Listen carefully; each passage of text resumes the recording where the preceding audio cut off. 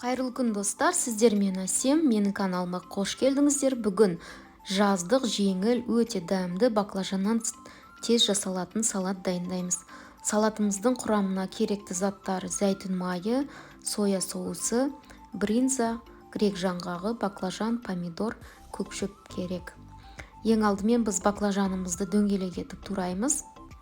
Одан кейін оны осылай жіңішкелеп турап, ыдысқа салып, үстіне зәйтүн майын құйып, жақсылап араластырамыз.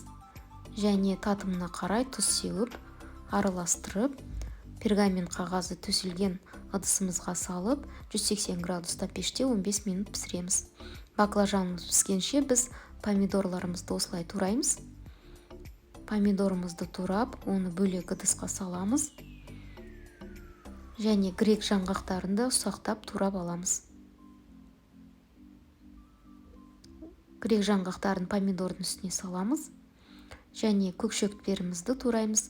Бұл жерде сіздер басқа да көкшөптер турасаңыздар болады. Мен бринзаны осылай жолақша етіп алдын ала турап алдым. Барлығын қостым, бринзамды және чесногымды ұсақтап турадым. Чесногымды қостым.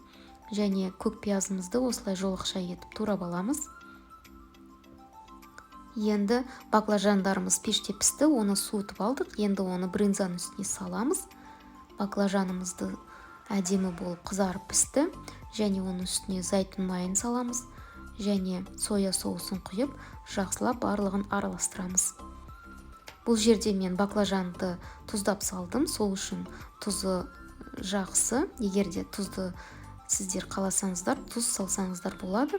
Әдемілеп тарелкаға салып, үстіне туралған пияздарды салдым.